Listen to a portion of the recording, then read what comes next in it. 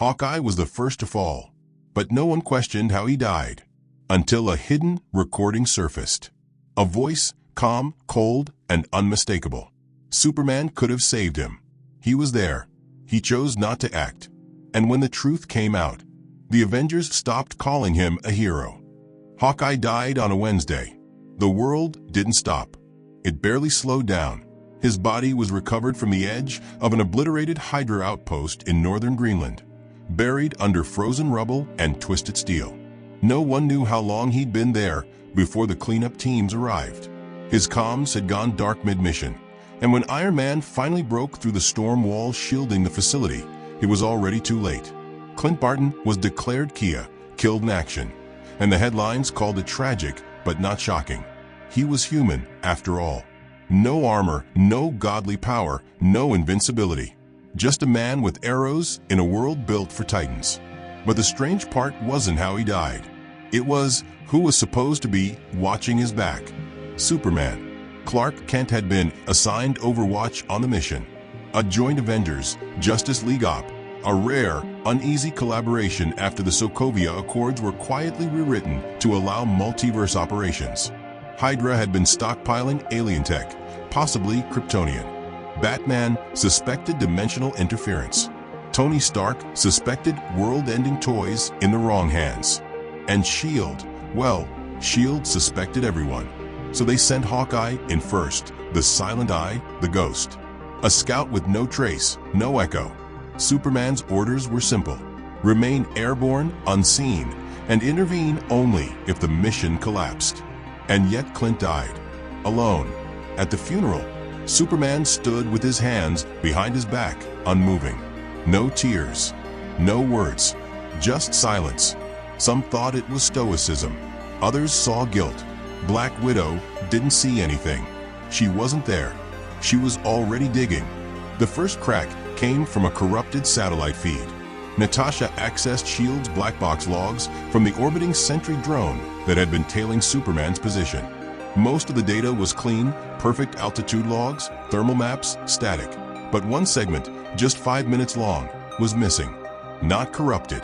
Erased. S.H.I.E.L.D. doesn't allow overwrites. Not even from Superman. The second crack came from Stark. During an audit of the drone's auxiliary memory, an old fail-safe Tony had built in during the Ultron crisis. He found fragments. Not video, but audio. Twisted and degraded, but decipherable. Clint's voice, "I need extraction." Repeat, "I need." Then another voice. Calm. Deep. Steady. Not yet. Tony didn't want to believe it. He ran the file through Jarvis. Then Friday. Then Banner's AI. Same result. Superman was there. He heard Clint. And he chose not to act. But why? Banner confronted Clark first. Privately. No suits. No press. Just two men and an unspeakable truth. Clark didn't deny being there. But he claimed the storm, electromagnetic interference, prevented him from hearing anything. Bruce didn't push further. His hands were already trembling. The lie might have held if it weren't for Batman. Bruce Wayne doesn't guess. He knows. And he knew something was off the moment he saw the footage of Clint's body placement. The fractures in the earth beneath him. The way the blast patterns curved away from him, not toward. Clint didn't die in crossfire. He died because something didn't stop it. Bruce brought his evidence to the tower. The Avengers assembled. So did the League. And the room went cold. Thor gripped his hammer so tight the handle cracked.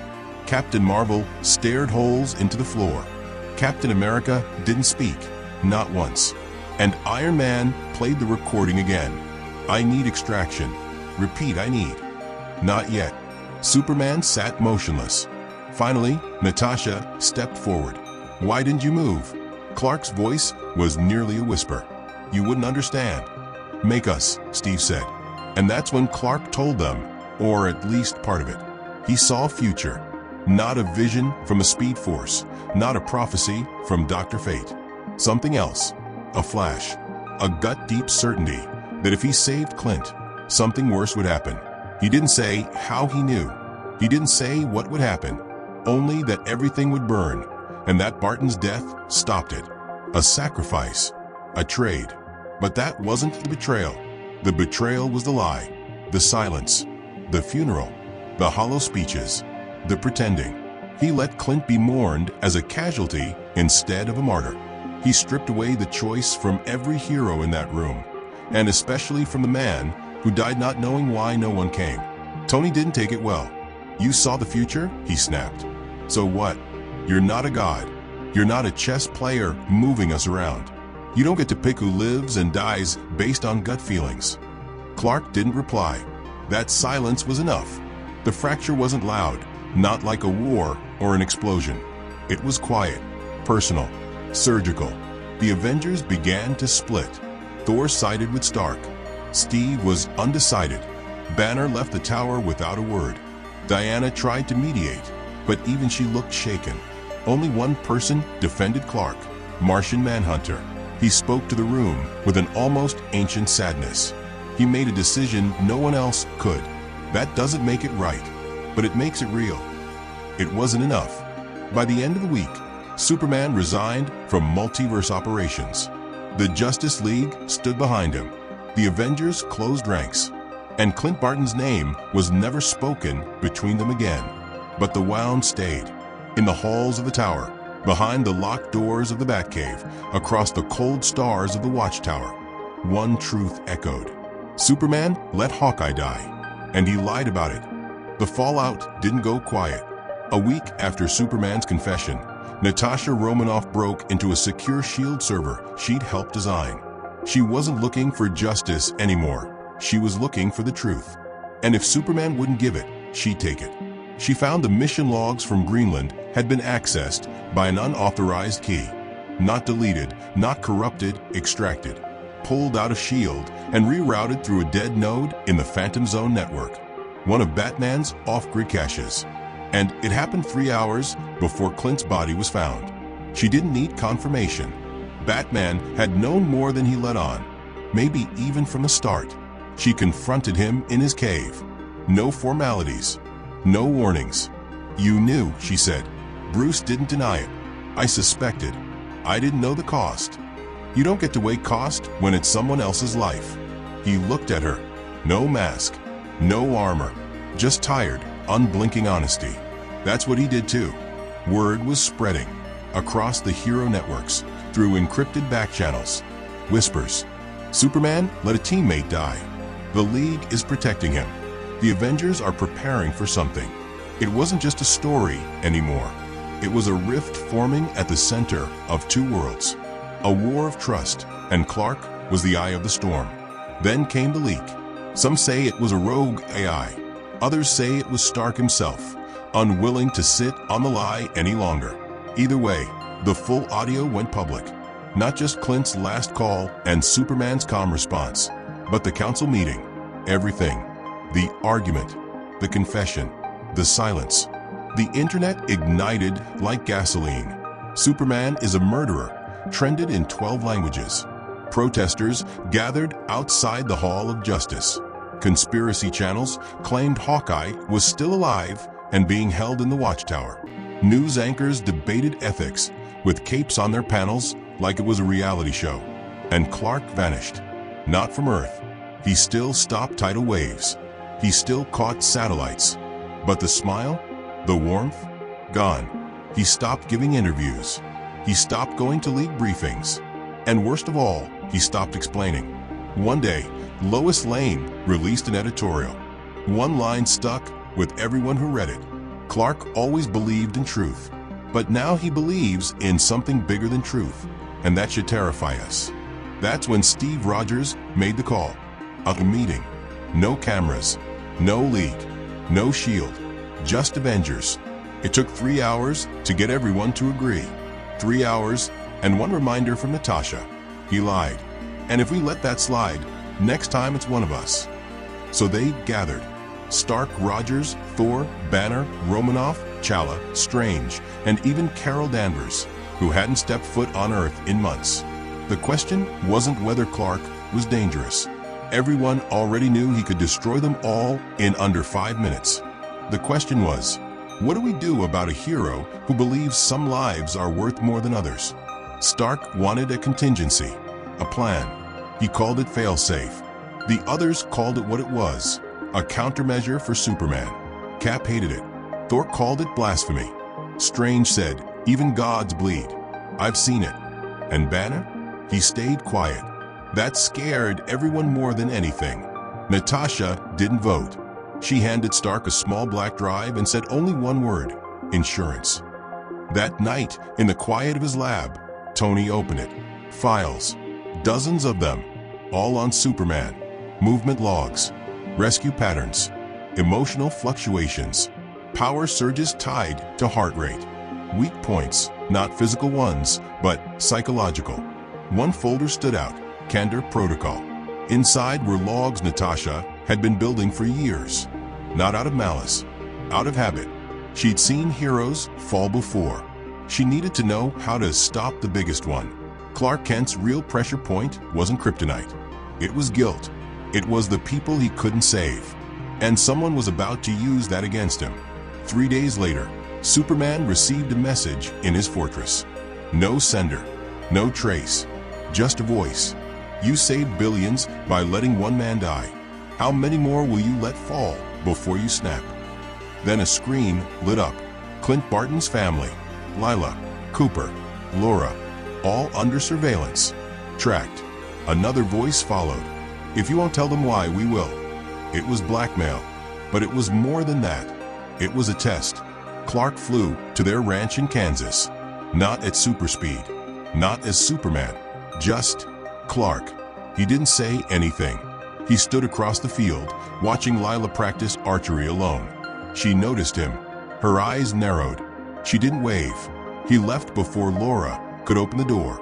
The next morning, S.H.I.E.L.D. reported that Superman had destroyed a weapons cache in the Pacific belonging to the remnants of HYDRA. Not just neutralized, obliterated. No survivors. No remains.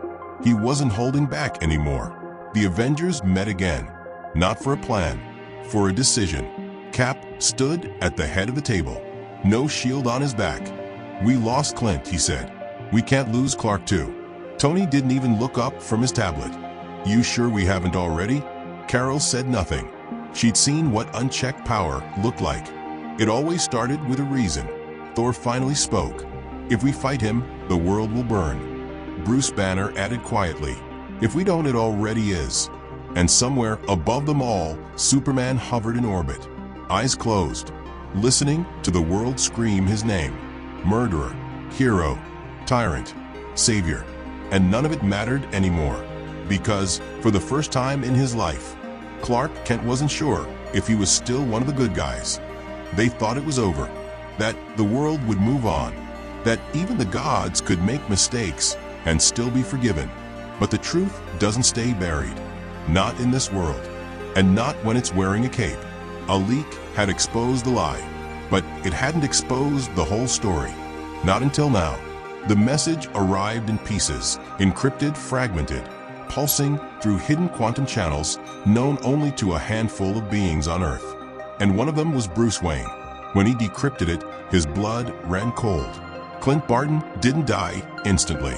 He'd been alive for 7 minutes and 22 seconds. Long enough to feel the pain. Long enough to wonder why help never came. Long enough to hear Superman just above the clouds and scream for him. The file came with audio, but it wasn't just sound. It was biometric data, stress spikes, blood oxygen drops, and worst of all, a whispered name recorded in Clint's final seconds. Clark. Bruce didn't speak for a full hour. Then he sent the file to only one person, Steve Rogers. Cap listened. Once. He didn't ask where it came from. He didn't need to. He sent a message out to the Avengers. 5 words only. He heard him. Confirmed. Meeting now. Meanwhile, Superman was moving. Not slowly. Not quietly. He dismantled a hidden alien weapons vault beneath Siberia with heat vision so intense it scorched the ozone. He stopped a Martian sleeper cell in Cairo. No survivors. He pulled a satellite from orbit with a force that nearly caused a tsunami, and then apologized. The world was watching, but not cheering. Every action was questioned, every save analyzed. Was he doing this for redemption or distraction? Back at the tower, the Avengers gathered in silence. Stark was already pacing. He didn't just lie. He chose silence over suffering, over closure, over truth. You don't come back from that. Natasha stayed quiet, staring at a screen. Every 5 seconds, it refreshed, tracking Clark's position across the globe. Always moving, never resting. Bruce arrived through a secure comm line. There's more. Clint triggered a panic beacon, one keyed to a Justice League frequency. Steve blinked, and Bruce didn't flinch. It was manually overridden by someone inside the watchtower. No one spoke for a full 10 seconds. Then Tony exhaled, low and sharp. He didn't just let him die. He buried the call for help. Maybe to stop a panic, Thor offered, voice low. Or maybe, Tony growled. He didn't want us to know just how long Clint was begging for his life. The room shifted, from anger to something worse, certainty. Meanwhile, the watchtower was no longer a safe place. Diana confronted Clark mid-hallway. No crowd, just steel silence. You were better than this, she said. Clark didn't answer. Tell me it was more than fear, she pressed. Tell me it was a choice you hated making. His jaw tightened. I don't sleep. I haven't slept in days. She stepped forward. Because of guilt, he met her eyes. Because when I close them, I still hear him calling me. She reached out, but he stepped back. I thought I could carry this alone, he said. But every time I try to do what's right, I lose another piece of what made me human. Then stop trying to be perfect, she whispered. Just be honest. But he wasn't ready. Not yet. Because far below them, Stark had activated failsafe. It wasn't a weapon. Not in the traditional sense. It was a protocol. A digital virus built in secret with help from Reed Richards, Shuri, and remnants of Ultron's old code. Yes, Ultron. Reprogrammed. Reforged. Its only job? To lock Superman out of Earth's defense systems in case he ever went rogue. Satellites. Surveillance. Power grids. Deep space beacons. All cut. In under 7 minutes, Superman was flying blind. When he realized it, he stopped mid-flight, high over the Atlantic, surrounded by silence. He reached out to the watchtower. Nothing. To the Batcave. Static. To Lois. The line didn't connect. He turned toward Earth, and in that moment, just for a moment, he didn't know what to do next. And then the skies opened. Carol Danvers hit him first. Not to kill, but to warn.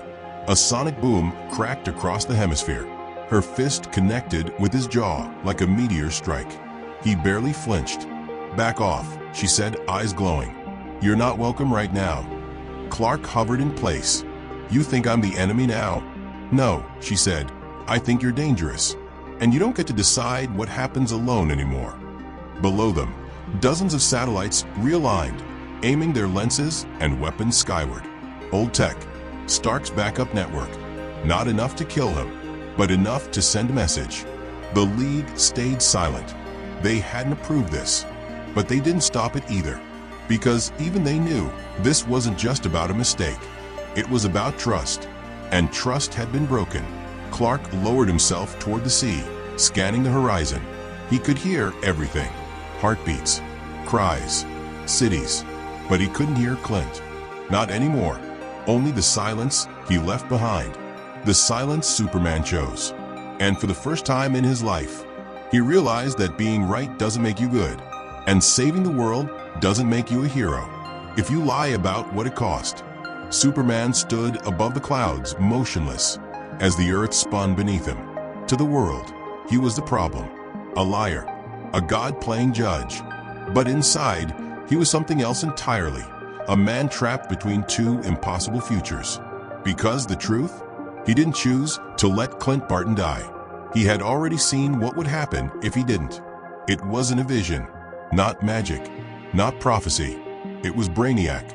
Months before the Greenland mission, Clark had intercepted a broken Brainiac satellite fragment near Jupiter. Barely functional, but still leaking compressed timeline simulations. Artificial predictions, trillions of variables. Entire realities mapped in quantum code. future events modeled based on every possible decision made by the world's most powerful beings. Clark didn't tell anyone. He kept the fragment inside the Fortress of Solitude, studied it, decoded it, and found something he wasn't supposed to see: a branch. One small, obscure decision point. If he saved Clint Barton that day, the timeline unraveled. In one outcome, Wanda Maximoff found Clint injured but alive and cracked open the Mind Stone in rage. In another, the Skrulls used Clint's DNA, retrieved from Hydra's tech, to perfect their infiltration. In another, Ultron's core was awakened by Clint's stolen shield implant and launched a counterwar from orbit. Each one ended the same way: mass extinction. Superman didn't want to believe it. He ran the models again and again, changed variables, intervened earlier, later. But every time Clint lived, the world paid for it. And so, for the first time in his life, Superman asked himself the question no hero ever wants to ask. What's the value of one life if saving it costs everyone else? He wanted to ignore it, wanted to believe in the impossible, that there was always another way. But the moment came too fast. The mission launched. Clint dropped behind enemy lines. The storm rolled in, and Superman hesitated. For exactly 7 minutes and 22 seconds, he hovered in the clouds, listening, watching, knowing. He heard the call. He clenched his fists, and he waited, because the timeline depended on it. He wasn't saving the world. He was preserving it. And when Clint finally died, something terrible happened. The simulations vanished. The Brainiac fragment stopped functioning. The future became uncertain again. It was as if the timeline had reset, sealing off the predictions forever. Superman had made the call, and now no one could prove if it had been the right one. The burden became unbearable. He didn't lie because he was evil. He lied because he was afraid the truth would destroy what little hope people had left in him, in heroes, in the idea that good was always enough. But now, that lie was choking the world. Lois found him alone in the fortress. He didn't look at her. "Is it true?" she asked. He nodded once. "Then why didn't you tell me?" His voice cracked, barely a whisper. "Because if you looked at me different, I wouldn't survive it." Lois walked up to him, slow, and placed a hand on his chest. "Clark, you don't get to decide what we forgive you for. You only get to decide if we ever trust you again." He didn't answer, because outside, war was brewing. Tony had initiated Phase 2 of Failsafe, a worldwide firewall. Any technology linked to Superman's biology or frequency was locked out. Satellites, power stations, medical AI, even orbiting planetary defense. It wasn't just about stopping Superman. It was about preparing for what might come next. And Carol Danvers? She'd already reached out to the Kree High Command. Backup, reinforcements, not to kill Superman, but to contain him if he broke. They were preparing for war, just in case he broke down again. And maybe he would, because the guilt was eating him alive. In the Watchtower, Batman stood staring at the last message Clint had ever sent. It wasn't to the Avengers. It wasn't to his family. It was to Bruce. "If this goes bad, you'll figure it out. You always do. Tell the kids I fought for something." Bruce had always believed in preparation, in logic, in control. But none of his training had prepared him to lose a friend because of a math equation. He sent one encrypted file to Clark. No words, just the message. Superman opened it. Inside, a simulation. Bruce had rebuilt the Brainiac fragment from scraps, without telling anyone. And in Bruce's model, one possible version, just one, where Clint survived and the world didn't fall apart. Clark stared at it for a long time. Then he crushed the tablet in his hand. Because if that version ever existed, and he'd missed it, he hadn't saved the world. He'd condemned it, and lost a brother in the process. Somewhere far below, on Earth, Lila Barton was practicing archery alone again. A figure landed behind her. Quiet, gentle. Superman. She turned slowly. She didn't run, didn't speak, just looked. Clark knelt in front of her. No words, just pain. She handed him a single arrow from her quiver. He looked confused. It was his favorite, she said. He never missed with it. Clark took it, and for the first time in days, he wept. Not because he was hated, not because he was hunted, but because he finally understood. Saving the world doesn't make you a hero, but honoring what it cost, that just might. The sky over New York darkened, as if the earth itself was holding its breath. Superman descended from orbit, not like a weapon this time, but like a man walking into a storm he knew he deserved.